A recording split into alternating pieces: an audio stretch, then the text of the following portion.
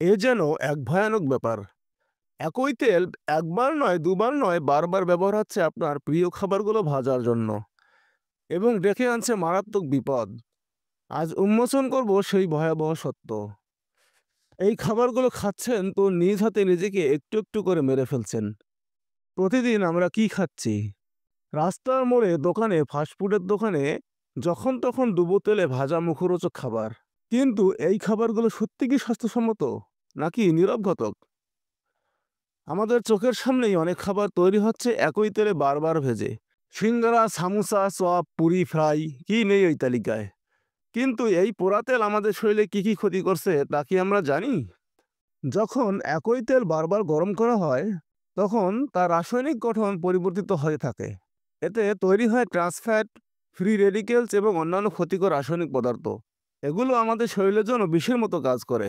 এই পোড়া তেল নিয়মিত খেলে দেখা দিতে পারে হৃদরোগ, উচ্চ রক্তচাপ, ডায়াবেটিস, এমনকি ক্যান্সারের মতো মরণব্যাধি। এছাড়াও এটি হজমের সমস্যা তৈরি করে এবং শরীরের কোষে ক্ষতি করে রোগ প্রতিরোধ ক্ষমতা কমিয়ে দেয়। পুষ্টিবিজ্ঞানীরা বারবার সতর্ক করে বলেছেন এই ধরনের তেল শরীরে বিষাক্ত পদার্থ জমা করে যা দীর্ঘমেয়াদে শরীরের কার্যক্ষমতা নষ্ট করে দেয়। এজন্যই পুষ্টিবিদরা বারবার তেলে ভাজা খাবার পরিহার করতে বলেছেন। তাহলে আমাদের করণীয় কি? প্রথমত, রাস্তার ধারের বা অস্বাস্থ্যকর পরিবেশে তৈরি খাবার এড়িয়ে চলতে হবে। দ্বিতীয়ত, বাড়িতে খাবার ভাজার সময় খেয়াল রাখতে হবে যেন একই তেল বারবার ব্যবহার করা না হয়। যদি একান্তই বারবার ব্যবহার করতে হয় তাহলে ২-৩ বারের বেশি নয় এবং তেলের রং পরিবর্তন হলে সেটি ফেলে দিতে হবে। আমরা সুস্থ থাকতে পারি স্বাস্থ্যকর খাবার বেছে নিয়ে। তাজা ফল, সবজি, সেদ্ধ বা গ্রিল খাবার আমাদের শরীরের জন্য খুবই উপকারী। ফাস্টফুডের লোভ সামলিয়ে নিন। আপনার স্বাস্থ্য আপনারই হাতে। আপনার স্বাস্থ্য আপনার সবচেয়ে বড় সম্পদ।